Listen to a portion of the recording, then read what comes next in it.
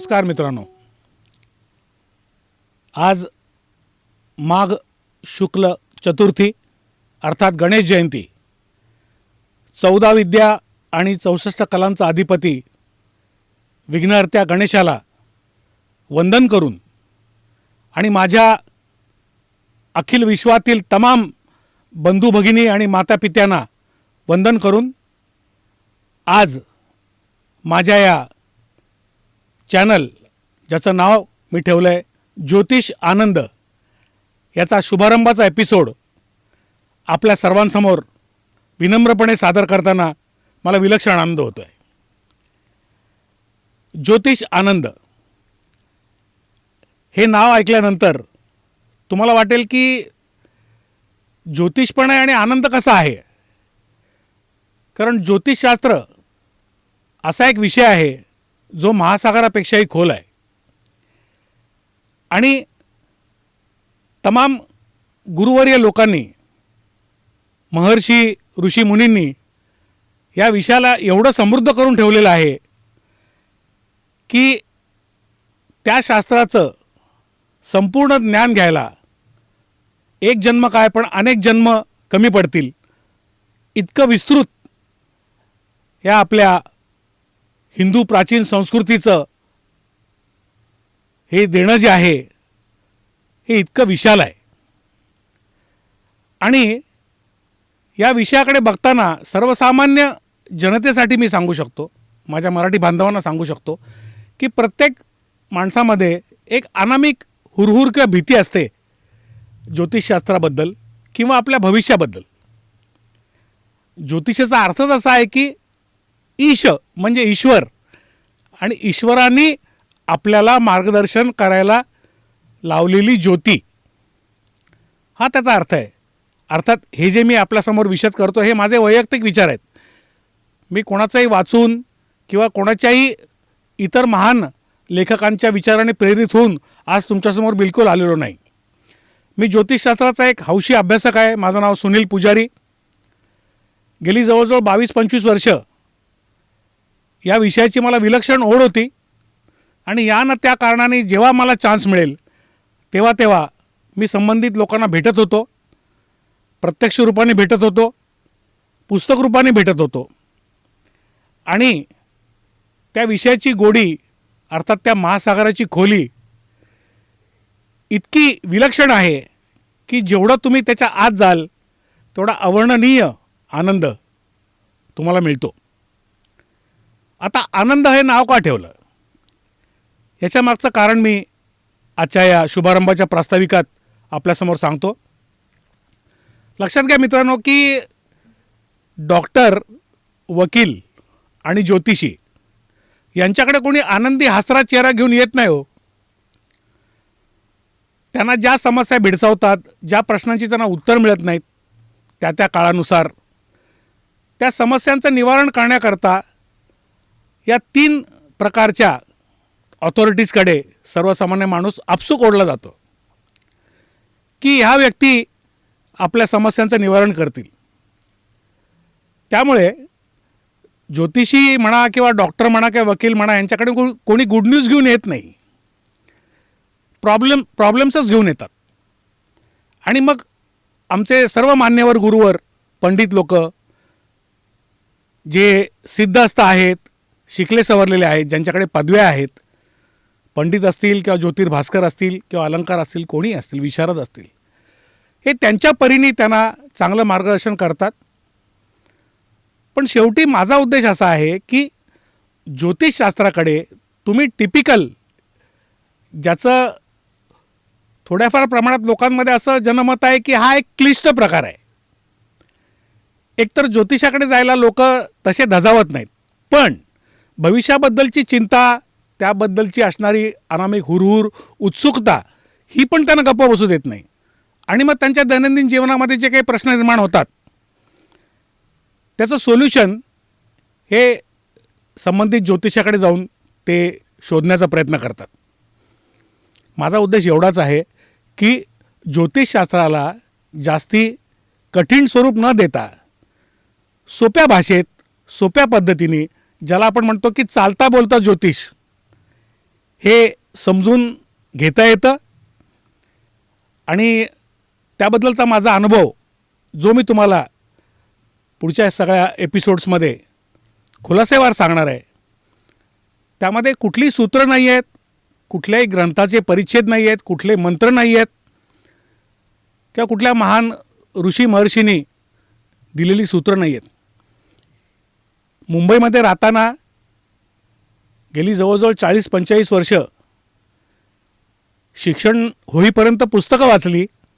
मी आमच्या तरुण पिढीला नेहमी सांगतो की तुमचं ग्रॅज्युएशन पोस्ट ग्रॅज्युएशनपर्यंत तुम्हाला पुस्तकं लागतात, पण जेव्हा प्रत्यक्ष तुम्ही रस्त्यावर उतराल तेव्हा तुम्ही माणसं वाचायला शिकलं पाहिजे. तर ती माणसं वाचत असताना आणि त्याचबरोबर ज्योतिषशास्त्राबद्दल एक विलक्षण आकर्षण असल्यामुळे काही हौशी तत्वावर जो काही माझा छोटा मोठा अभ्यास सुरू होता कायम, तो आजही कायम सुरू आहे. त्यातनं मला या शास्त्रातली स्वतःला अशी काही सूत्र सापडली, ती फक्त मजेशीर रीतीने तुमच्यासमोर मांडण्याचा मी प्रयत्न करणार आहे. हा माझा पहिलाच प्रयत्न आहे, माझ्या शुभारंभाचा एपिसोड आहे. समस्त मराठी बांधवांना, बंधू भगिनींना माझी नम्र विनंती की त्यांनी मला शुभेच्छा द्याव्यात, माझा उत्साह वाढवावा. आपण अनेक विषयावर बोलणार आहे, पण क्लिष्ट करून नव्हे, सोप्या भाषेत प्रत्यक्ष अनुभवाच्या आधारे आणि गोष्टी रूपाने काही ज्या घटना माझ्या आयुष्यात घडल्या त्याला त्या ज्योतिषशास्त्राच्या ग्रहांची जोड देऊन मी तुम्हाला जेव्हा सांगीन तेव्हा तुम्हाला खरोखर मजा येणार आहे मित्रांनो. अर्थात मुंबईमध्ये, महाराष्ट्रामध्ये ज्योतिषशास्त्रावरती विनोदी कार्यक्रम हजारो झाले, पण माझं स्वतःचं वैयक्तिक मत असं आहे की त्याच्यामध्ये विनोदाचाच भाग जास्ती होता. त्यातनं जे मार्गदर्शन, ज्याला आपण लाईफ अलाइनमेंट म्हणतो, ती कुठेतरी हवी होती, ती द्यायचा माझा प्रयत्न राहील. आणि म्हणून मी या चॅनलचं नाव ठेवलं ज्योतिष आनंद. तसं बघायला गेलं तर म्हणतील ज्योतिष आणि आनंदाचा परस्पर काय संबंध आहे. तर माझ्याकडे येणारा जातक किंवा आज तुम्ही माझे सगळे सहकारी, मित्र, प्रेक्षक हा एपिसोड ऐकल्यानंतर किंवा याच्या पुढचे एपिसोड ऐकल्यानंतर तुमच्या मनातल्या ज्योतिषशास्त्रांबद्दलच्या शंका, त्याच्याबद्दलचे गैरसमज हे दूर होऊन हा एक आपल्या घरातल्या इतर मनोरंजनाच्या माध्यमासारखाच एक विषय आहे, ज्याच्यामुळे माझ्या मनात आनंद निर्माण होतो आहे. माझ्या मनात दुसऱ्या दिवशीची सकाळ ही आशा पल्लवीत घेऊन येते आहे, उत्साह माझा वाढणार आहे आणि नवीन पहाट दुसऱ्या दिवशीची एक नवीन आशेचा किरण घेऊन येणार आहे. असा नक्की मी ग्वाही तुम्हाला देतो की हे एपिसोड ऐकल्यानंतर ज्योतिषशास्त्राबद्दलचा सो कॉल्ड एक म्हणावा की एक नेगेटिव्ह अप्रोच हा तुमचा निघून जावा, हा माझा उद्देश आहे. मी कुठेही शिकलेलो नाही, कुठली पदवी नाही माझ्याकडे. एक हौसी अभ्यासक म्हणून तुमच्यासमोर व्यक्त व्हावं असं मला वाटलं. म्हणून मी आजच्या या गणपती बाप्पाच्या वाढदिवसादिवशी तुमच्यासमोर यायचा निर्णय घेतला. मित्रांनो, सर्वसाधारणपणे ज्योतिषांना विचारला जाणारा एक कॉमन प्रश्न आहे. असे बरेच कॉमन प्रश्न आहेत, त्याची उत्तरं मी येणाऱ्या एपिसोडमध्ये देणार आहे. त्यातला महत्त्वाचा प्रश्न असा की साहेब, घडणारी घटना जर 1000 सेकंदांनी सुद्धा जर बदलणार नसेल तर मग ज्योतिषीय भाकीत किंवा प्रेडिक्शनचा काय अर्थ राहिला? खरोखर चांगला प्रश्न आहे. त्यासाठी मी एक उदाहरण देतो. माझ्या इंजिनिअरिंग स्टाईलमध्ये, मी स्वतः एक सिव्हिल इंजिनियर आहे आणि ट्रान्सपोर्टेशनबद्दल एक उदाहरण देतो मी की समजा तुम्ही रेडिओ कॅब बुक केलीत आणि तुम्ही एका अनोळखी रस्त्याने चाललाय. तो ड्रायव्हरलाही माहीत नाही आहे, त्यांनी फक्त GPS लोकेशन लावलं आहे त्याच्या गाडीमध्ये आणि अचानक दणकन एक खड्डा येतो जो ड्रायव्हरलाही कळत नाही आणि तुम्हालाही कळत नाही आणि गाडी जोरात त्या खड्ड्यात आपटते, जेणेकरून तुमच्या कमरेपासून तुमच्या मेंदूपर्यंत एक विलक्षण कळ जाते आणि तुम्ही इरिटेट होता. कि तुमको समझता नहीं क्या, तुम कैसा गाड़ी चलाते हो. अरे साहब, मेरे को भी मालूम नहीं था, ये खड्डा अचानक से बीच में आ गया. मध्येच कुठेतरी स्पीड ब्रेकर येतो. तो स्पीड ब्रेकर असा अजस्त्र आकाराचा असतो की त्या गाडीचे मफलर घासले जातात, किती स्लो केली गाडी तरी. म्हणजे ही घटना घडणारच आहे. जे कोणी रेग्युलर त्या रोडवरनं जातात त्यांच्या बाबतीतही घडणार आहे. पण त्यांच्या बाबतीत एक फरक होणार आहे की त्यांना माहिती आहे की या रोडवरती खड्डे आहेत. त्यावेळेला त्या खड्ड्याचा अंदाज आधीच आल्यामुळे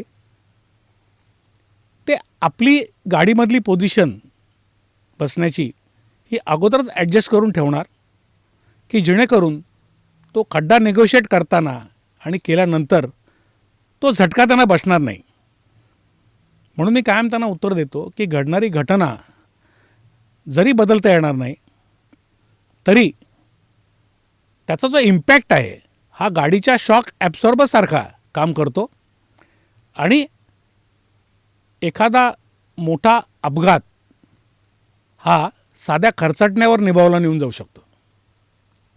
हा या शास्त्राचा फायदा आहे की आपल्या आयुष्यात आनंद आणि दुःख हे सीसॉसारखं चालू असतं मित्रांनो.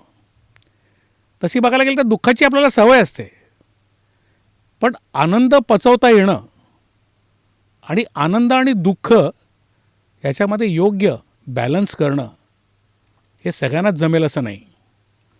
तिथे या शास्त्राचा उपयोग होतो की आगामी जे सर्वसामान्य माणसाच्या मनात कुतूहल असते की माझ्या भविष्यात काय वाढून ठेवलं बाबा,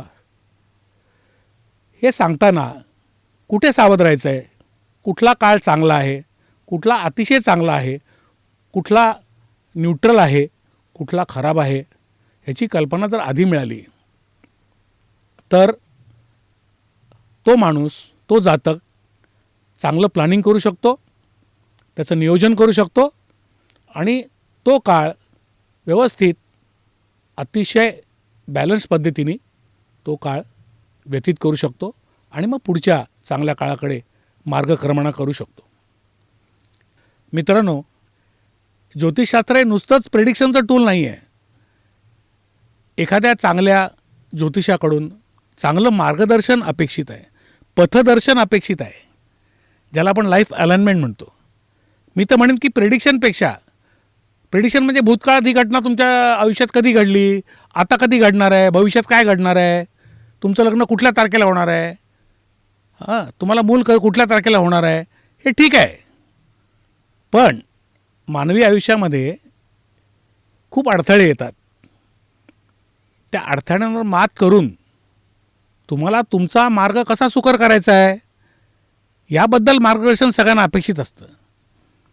आणि अडथळ्याशिवाय आयुष्य नाही मित्रांनो. जसं हॉस्पिटलमध्ये ECG काढतो आपण, तो ECG वर खाली होत असतो, तो आपल्याला थोडा काटेरी वाटतो, असा उबडधोबड वाटतो, पण त्यामुळे मनुष्य जिवंत असतो. जेव्हा हॉरिझॉन्टल लाईन असते तेव्हा सगळा खेळ संपलेला असतो. त्यामुळे अडथळे आयुष्यात यावेत आणि त्यातनं पुरुषार्थ गाजवून आपण त्या अडथळ्यांना बाजूला सारून आपला मार्ग सुकर करून इप्सित स्थळी आपण यशस्वीरित्या पोचायचं असतं. त्याला आपण लाईफ अलाइनमेंट म्हणतो. आणि ज्योतिषाचं हे महत्त्वाचं काम आहे की त्याने या शास्त्राचा उपयोग हा सर्वसामान्य माणसांना पथदर्शन करणं, त्यांना मार्गदर्शन करणं, योग्य मार्गावर त्यांना आणणं, जे भरकटलेले आहेत त्यांना योग्य मार्ग दाखवणं हे आहे, ना की कुठली घटना कधी होईल याच्या तारखा सांगणं. माझा प्रयत्न हाच असणार आहे आणि प्रत्यक्ष अनुभवसिद्ध जे मी बघितलेलं आहे त्या गोष्टीरूपाने मी तुम्हाला सांगणार आहे. म्हणजे तुम्हाला या विषयाची गोडी वाढेल.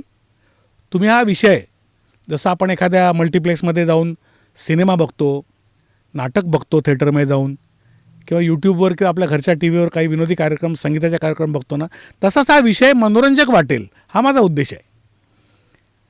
की तुमच्या मनामध्ये उत्साह वाढावा, तुमचा गेलेला आत्मविश्वास परत यावा, तुम्ही तुमच्या आयुष्याकडे सकारात्मक दृष्टीने दिवसेंदिवस बघत जावं. मार्ग नक्कीच मिळणार आहे आणि त्याच्याकरता ज्योतिषशास्त्र हे सुद्धा एक टूल आहे हे पटवून द्यायचा. अर्थात अत्यंत आनंदी मार्गाने, विनोदी मार्गाने, गोष्टी रूपाने मी तुम्हाला नक्की सांगणार आहे. आज वेळेचं बंधन आहे. हा व्हिडिओ खूप वाढू शकतो कारण हा विषय महासागरापेक्षाही मोठा आहे. पण वेळेची मर्यादा ठेवून थोडा क्रिस्पी करायचा माझा प्रयत्न आहे. जर माझा हा संवाद तुम्हाला आवडला असेल, आज मी व्यक्त झालो आहे आणि प्रत्येकाला विनंती करेन की त्याने व्यक्त व्हावं. आपल्या लोकांबरोबर, आपल्या मित्रांबरोबर, आपल्या आप्तेष्टांबरोबर व्यक्त व्हा. म्हणजे ती घुसमट जी आहे ती मनात राहत नाही आणि त्यामुळे आपलं आरोग्य मानसिक, शारीरिक, सामाजिक हे चांगलं राहतं. चांगले विचार डोक्यात येतात.